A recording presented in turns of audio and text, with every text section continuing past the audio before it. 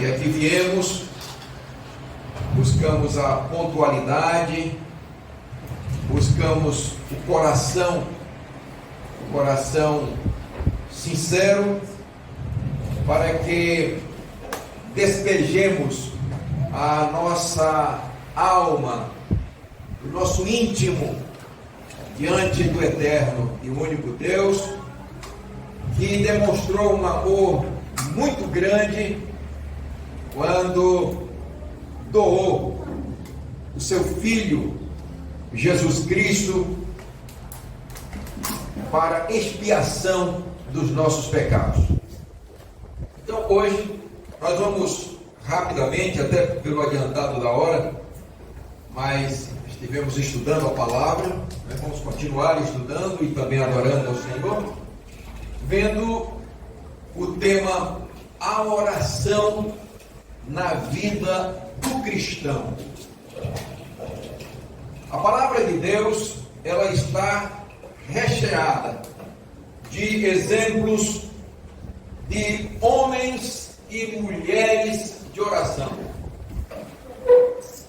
Nós vemos que, lembrando aqui rapidamente de Isaac, que tinha perdido a sua mãe, Sara, estava triste, desconsolado, e saiu até o campo para orar.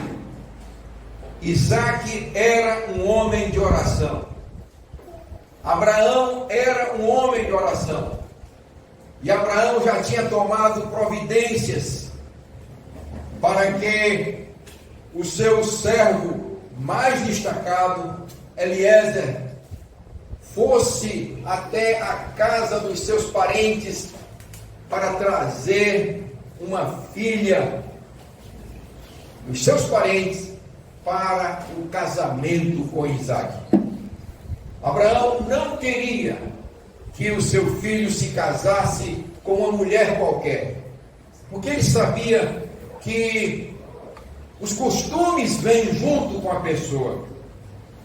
E Deus sempre tomou cuidado com a questão dos costumes.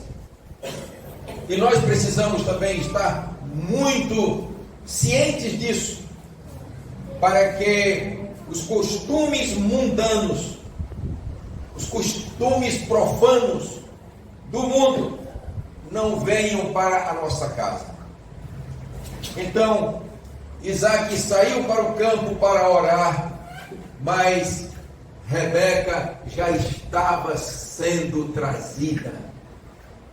Então, a oração, como alguém disse, é a chave na mão da fé para abrir os tesouros celestes. E é isso que a gente quer ver nesta manhã, com base na palavra de Deus, a oração para o viver de um crente, de alguém que está se preparando para os céus, alguém que está se preparando para a eternidade, alguém que está se preparando para a vida futura. Nós precisamos ter um caráter semelhante ao caráter de Cristo, um caráter como o caráter de Deus.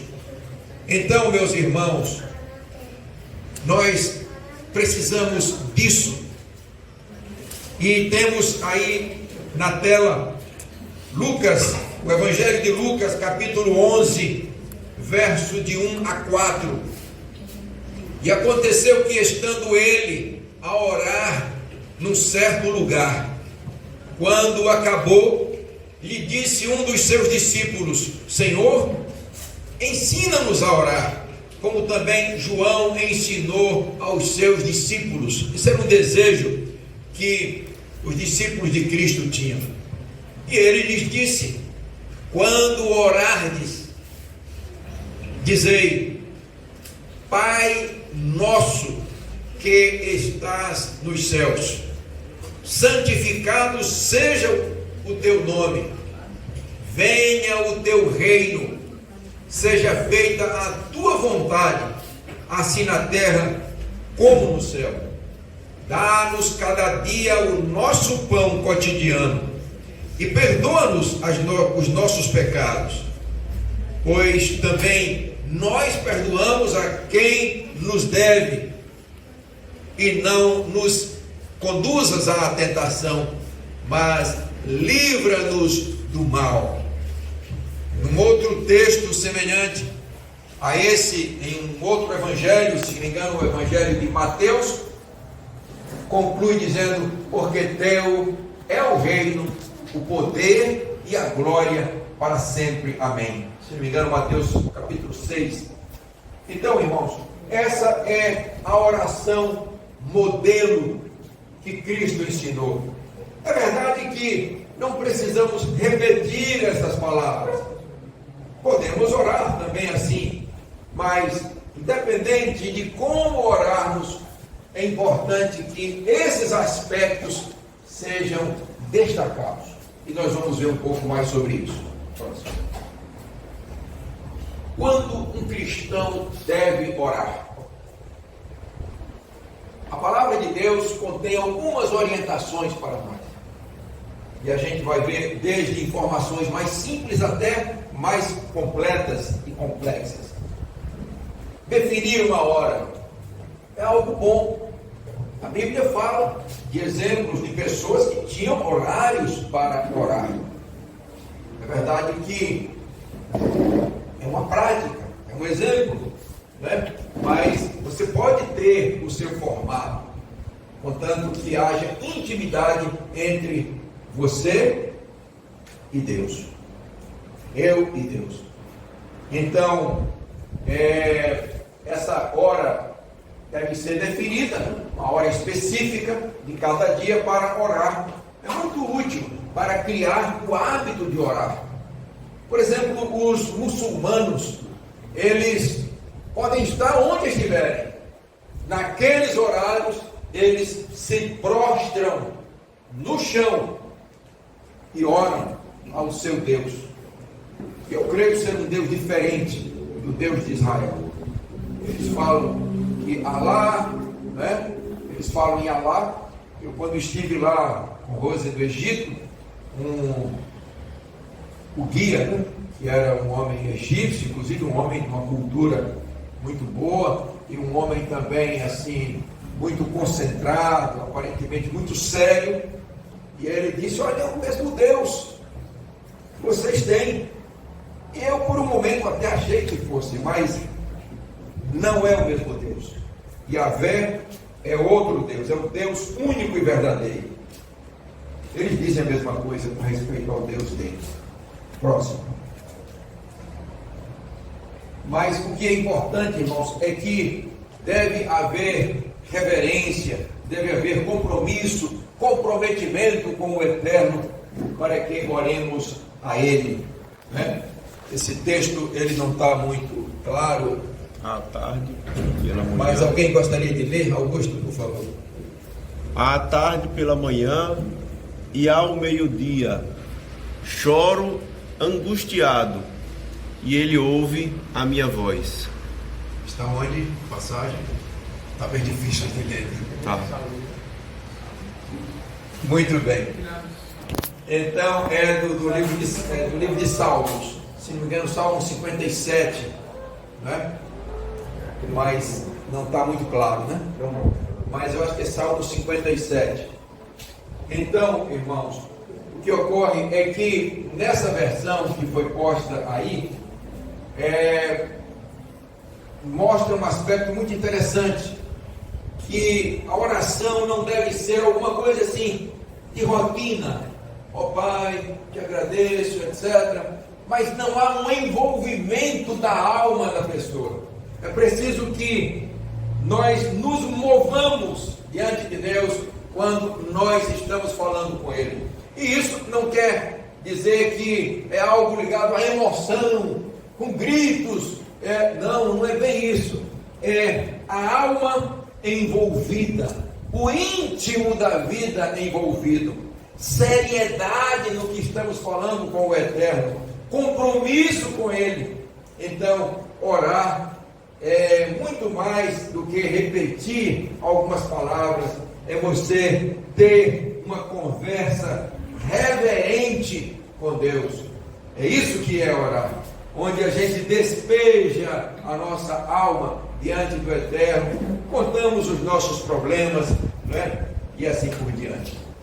Então, essa é uma outra versão, obrigado, Augusto, que está aí: de tarde e de manhã e ao meio-dia orarei e clamarei, e ele ouvirá a minha voz. Próximo. Daniel, ele tinha a última passagem de Davi, né? Salmos. Essa é de Daniel. Então diz que quando Daniel soube que o edital, aquele decreto de morte, estava assinado pelo rei Dario, entrou em sua casa, no seu quarto, em cima, onde estavam abertas as janelas que davam para o lado de Jerusalém, e 3 vezes ele orava ao Eterno. Então, irmãos, veja que Daniel não mudou a sua rotina, ele não mudou o seu esquema de vida, ele continuou orando 3 vezes, e não num lugar fechado, mas com janelas abertas. Daniel fez, mesmo sob o decreto de morte, ele continuou a orar 3 vezes ao dia. Ou seja, na crise, na angústia, Daniel, ele continuava a orar ao Eterno 3 vezes ao dia. Ele não mudou a sua rotina e dizia: não, nesse caso, como tem um decreto de morte, então eu vou me recolher, não vou mais orar, né? Ou pelo menos eu vou orar, mas eu fecho as janelas. Não, ele continua orando com as janelas abertas. Então, vejam que a gente não deve mudar o nosso comportamento, né? Diante da crise, nós devemos ser os mesmos, santificar o dia do Senhor, e temos 6 dias de trabalho. Okay? Então nós temos um outro exemplo aí de Moisés, que foi um grande homem de oração. No dia seguinte, Êxodo capítulo 32, verso 30, Augusto inclusive citou aqui durante a lição. Moisés disse ao povo, naquela época em que aconteceu o bezerro de ouro, e as pessoas transgrediram e mudaram de Deus, deixaram o Eterno, trocaram por um bezerro de ouro. E aí Moisés disse: vocês cometeram um pecado terrível, mas eu subirei ao monte e me encontrarei com o Senhor outra vez. Talvez eu consiga fazer expiação por este pecado. Moisés voltou ao Senhor e disse: que pecado terrível este povo cometeu. Fizeram para si deuses de ouro. Agora, porém, eu te suplico que lhes perdoes o pecado. Do contrário, apaga meu nome do registro que tu escreveste. Êxodo 32, de 30 a 32. Irmãos, vejam que Moisés, ele se identificava com aquele povo. Ele estava pronto a perder a sua salvação eterna por amor ao povo. E, sobretudo, amor ao Eterno. Antes, a gente sabe que Moisés, ele mandou que fossem executados todos aqueles que estavam na frente daquele crime de idolatria. E pelo menos 3.000 pessoas tombaram naquele dia, para que saneasse pelo menos a parte principal daquele pecado tão grande que tinha sido cometido. Isso para nós é uma lição também muito forte, irmãos. Não podemos compactuar com o pecado. Amém. Em qualquer das suas formas. Pequenininho, médio, grande, não temos vínculo com o pecado. Embora sejamos fracos, pequenos, mas o pecado precisa ser banido da nossa vida. Amém? Amém. Próximo. Mas Moisés, ele se compadeceu do povo, né? Este homem foi um pregador inglês a quem eu tenho uma profunda admiração. O irmão Antônio também. Nós coincidimos em muitas coisas. O irmão Antônio é o irmão gêmeo, né? Ele tem uma apreciação grande também pelas pregações de Leonardo e Ravenhill. E eu também. E tenho levado pregações dessas para o rádio também. Este homem era um pregador inglês. Desde pequeno, ele tinha uma atração por um reavivamento entre o povo de Deus. E, sobretudo, ligado à oração. O verdadeiro avivamento espiritual com ênfase na oração. E ele disse algumas coisas muito preciosas. Uma delas é essa que está exposta. Notem e avaliem o valor dela. Um homem, evidentemente uma mulher também, pode ser grande aos olhos de Deus, não pelo que ele faz, mas pelo que ele ora. É você, sou eu, um homem, uma mulher de oração. Outra frase de Leonard Ravenhill. Vamos ver. Não apareceu? Acho que ela devia estar abaixo. Pronto, essa daí. A oração não deve ser limitada a um tempo estabelecido. Acho que não é essa daí. Mas veja aí se faltou, porque ela devia estar entre aquela. Volte aí mais uma. Tem uma outra? Essa aqui. Não, vamos então analisar isso aqui. Mas tem um outro pensamento muito bonito dele. Para Ravenhill, a verdadeira oração era uma batalha espiritual. O que ele está dizendo isso aí, irmão? Não é você simplesmente, eu me ajoelho, eu oro, Senhor, muito obrigado por mais um dia, tal, etc. Amém. Tal. E aí você terminou e vai dormir. Não, ele diz que a verdadeira oração era uma batalha espiritual e uma prova da sinceridade de alguém no serviço a Deus. Ele acreditava que o declínio moral e espiritual do mundo só poderia ser combatido por crentes, eu destaquei ali, que estão profundamente comprometidos com a oração. Eleva desafiar constantemente os cristãos a saírem da complacência e a buscarem a Deus de forma mais vívida. A obra mais famosa dele foi Por que tarda o pleno avivamento? Irmãos, nós sonhamos com um avivamento, não só na minha vida, mas na vida dos meus irmãos também, para que você seja quente e não apenas crente. Um crente quente. O que é isso? Fervoroso, envolvido com Cristo, envolvido com a missão de Cristo, e não simplesmente está tudo bem, vamos em paz, né? Jesus vai tardar ainda, eu tenho tempo, não é? Vamos curtir um pouquinho, não é? Então é preciso avivar, você viver pegando fogo. Mas o que é pegando fogo? Firme. Falar de Cristo, falar sobre Cristo, viver Cristo, se envolver com a obra de Cristo. Próximo. A oração não deve ser limitada a um tempo estabelecido. Vamos ver um verso maravilhoso daqui a pouquinho que está aí. Naquela ocasião Jesus subiu um monte para orar e passou o que mesmo? A noite orando a Deus. Irmãos, olha, Cristo, o Filho de Deus, uma noite inteira orando. E eu, que sou um pequeno pecador, né? Um pequeno homem, um grande pecador, mas que não vivo em pecado, né? Pecador pela condição humana que nós temos, mas que a gente busca fugir do pecado. Mas não merecemos graça e nem merecemos salvação. É um favor mesmo de Deus. Quando amanheceu, chamou os seus discípulos e escolheu 12 deles e deu o nome de apóstolos a esses 12. Lucas 6, 12 e 13. Próximo.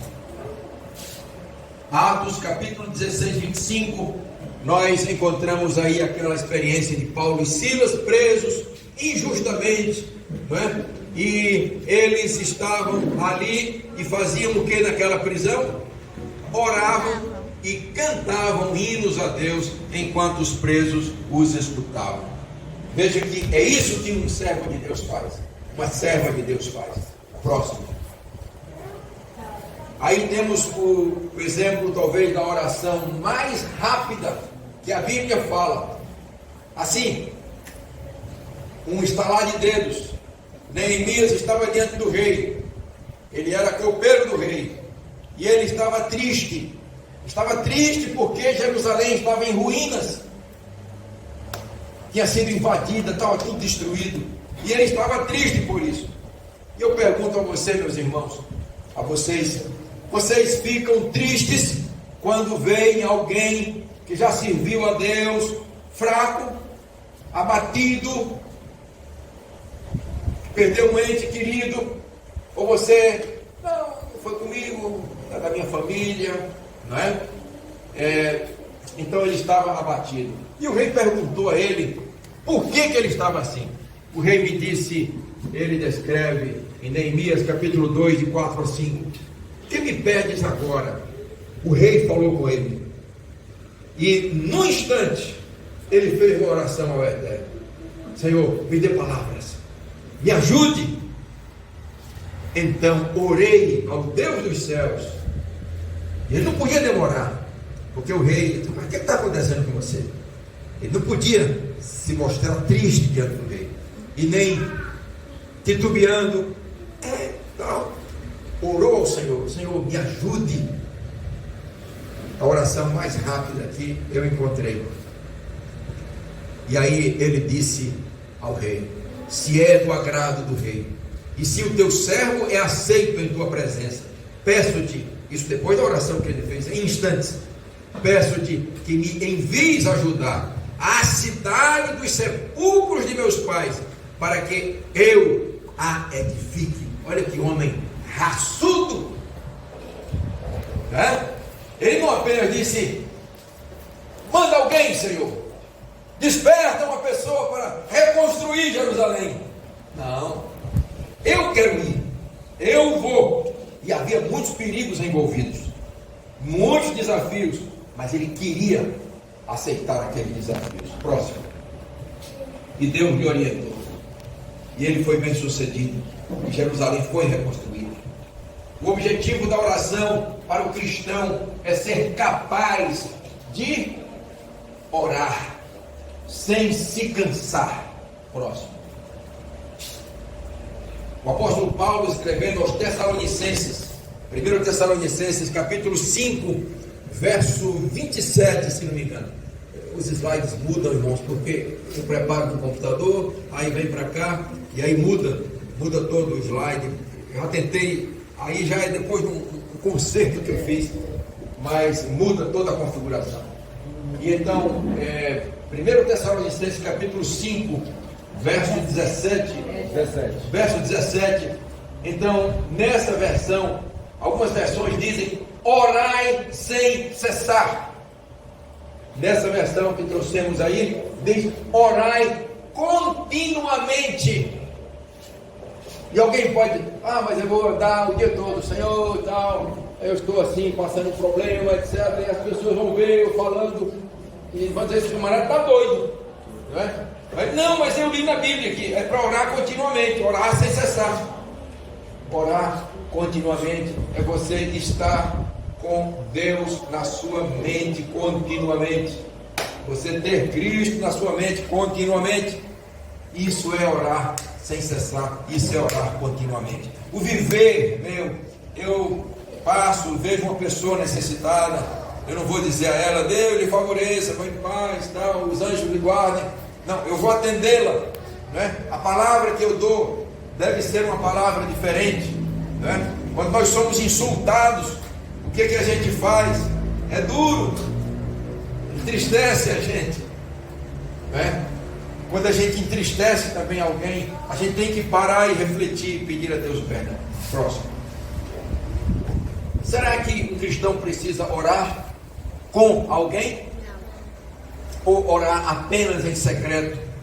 Eu fui um dia visitar um irmão aqui no interior, fui com o Rose, e vindo de Casa Nova, E eu fui até a casa dele, chegando lá, a gente conversou com ele e tudo mais e tal. Ele estava assim meio barbudo, cabelo grande, cresceu o cabelo e tal, porque tinha lido lá umas coisas na Bíblia, não podia mais cortar barba nem cabelo, uma série de coisas.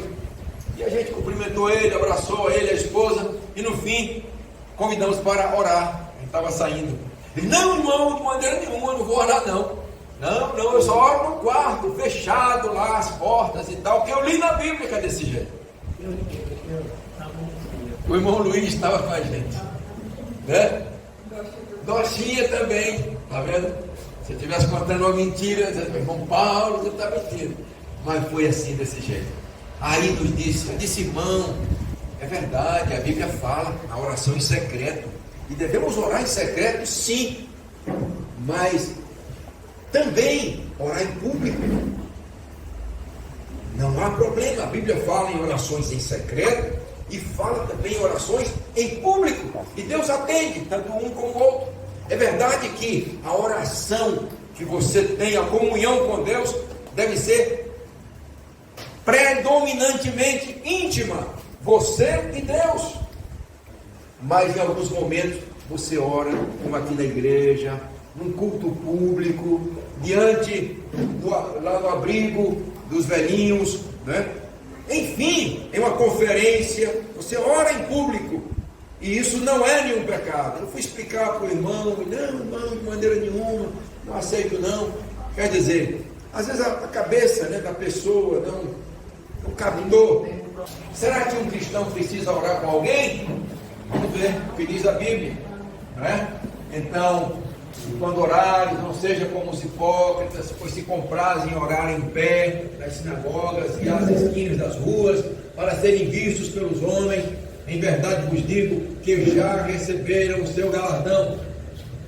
Olha aí, um texto que, se a pessoa não tiver um bom entendimento, ela vai dizer: não, é a Bíblia que fala isso, condena. Irmãos, imagina, eu vou lá para fora, aí deixo a barba crescer, orar ao Senhor, que é para todo mundo que está passando na avenida ver, e dizer: olha, é um homem de oração, é um homem santo esse, e tal. Não é por aí, não é por aí. Mas se houver necessidade, a gente ora aí na frente, ora lá no asfalto, quer dizer, fora do lugar onde os carros passam, nenhum problema, mas que seja uma necessidade, e não eu ir para o asfalto e ficar lá orando e tal, ó Deus. As pessoas dizem: olha, o camarada ficou meio doido, ou então ele está querendo se amostrar, não é? E às vezes é mesmo, isso é hipocrisia, como faziam naquela época. Aí Cristo disse: faziam isso na rotina, né? Mas quando orares, entra no teu aposento e fechando as tuas portas, ora a teu Pai que está em secreto, e teu Pai que vê em secreto te recompensará publicamente. Então nós precisamos entender as coisas, né? E separar o joio do trigo. Tá? As pessoas se apresentam para todos os adultos, as pessoas não falam. Mas quando se apresenta para os filhos, exatamente. então, orar secreto é ser sincero consigo mesmo. Isso. Não com Deus, mas é consigo mesmo. Consigo mesmo. As pessoas não fazem isso. Então você está sozinho com Deus.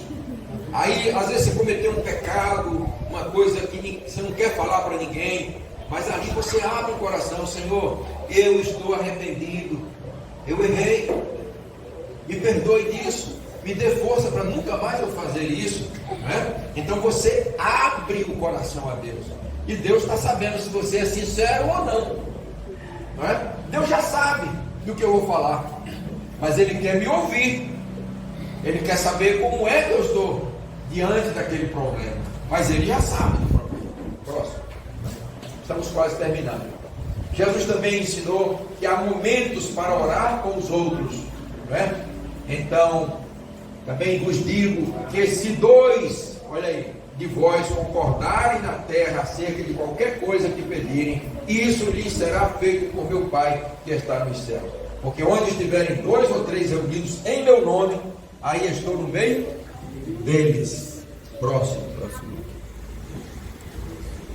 Então, aí nós temos um outro exemplo de Atos, capítulo 4, né? 22 a 24, mostrando em uma daquelas viagens missionárias que o apóstolo Paulo fez, e ele então depois reuniu-se, deixa eu ver se é esse mesmo, que eles foram soltos, né? Foram para os seus e contaram tudo o que eles disseram, os principais, não, aí foi Pedro e João, os sacerdotes e os anciãos, e ouvindo eles isto, unânimes, levantaram a voz e disseram: Senhor, Tu és o Deus que fizeste o céu e a terra e o mar e tudo que neles há. Então eles estavam agora soltos e os irmãos fizeram ali uma oração pública, audível a Deus, agradecendo por aquela bênção. Próximo. Aí, no caso da prisão de Pedro, né? Pedro então ficou detido na prisão, mas a igreja orava intensamente a Deus por ele. Percebendo isso, já no final do texto, ele se dirigiu à casa de Maria, mãe de João, também chamado Marcos, onde muita gente, olha aí a oração pública, a oração em conjunto, a oração com outras pessoas, chamado Marcos, onde muita gente havia se reunido e estava o quê? Orando. A oração em grupo, muita oração, muito poder. Próximo. Aí, perto da meia-noite, Paulo e Silas, né, que estavam presos, oravam e cantavam hinos a Deus, e os outros presos os escutavam. Atos capítulo 16, se não me falha a memória. Outra passagem que o slide ficou sem. Atos capítulo 20, de 36 a 38. Tendo dito isto, ajoelhou-se com todos eles, olha aí, e orou. E todos choraram muito, e abraçando-o, o beijavam. O que mais os entristeceu foi a declaração de que nunca mais veriam a sua face. Então o acompanharam até o navio. Uma despedida triste. Paulo tinha dito que não mais veria a eles, e eles sentiram muito, né, essa perda, porque Paulo sabia o que estava reservado para ele à frente, lá em Roma. Próximo. Então, ali tem outra oração em conjunto, Atos 21, verso 5. E havendo passado ali aqueles dias, saímos e seguimos nosso caminho, acompanhando-nos todos, com suas mulheres e filhos, até fora da cidade, e postos como de joelhos, você e eu possamos orar em qualquer posição. A oração, a posição mais apropriada é de joelhos. Eu posso orar em pé, eu posso orar deitado, eu posso orar correndo, eu posso orar em qualquer posição, mas de joelhos é a posição mais apropriada. E alguém até disse que, eu creio nisso, que ninguém é tão grande como quando está de joelhos. Então é uma posição de reverência, é uma posição de respeito, é uma posição de humildade diante do Eterno. Mas isso tem que ser de coração. Eu posso estar de joelhos, mas orgulhoso. Eu tenho que estar humildemente diante do Eterno. A próxima. Como um cristão deve orar? Lucas 11, de 2 a 4, a oração que Cristo ensinou, não é? Então a oração é dirigida a quem? Ao Pai, que está nos céus. A gente vê muito oração a Jesus, oração à Trindade, mas não. Jesus disse que a oração é ao Pai. Em João 4, de 21 a 23, Jesus disse que os verdadeiros adoradores adorarão ao Pai, em espírito e em verdade, e o Pai procura a esses que assim o adorem em espírito e em verdade. Então, esse é o primeiro ponto, a primeira orientação de Cristo. Voltando ainda um pouquinho.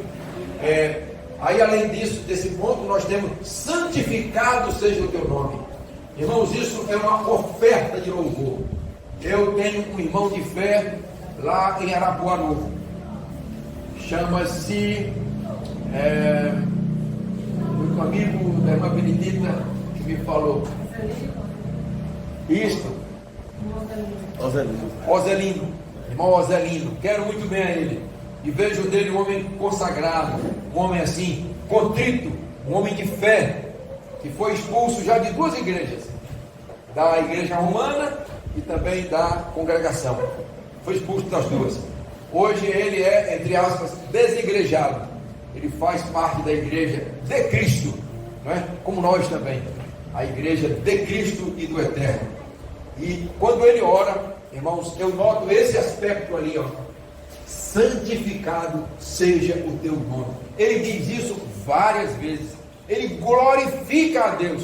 Eu fiquei muito maravilhado com isso e percebi que isso é verdadeiro, porque está na orientação de Cristo. Às vezes você ora, mas você não glorifica a Deus.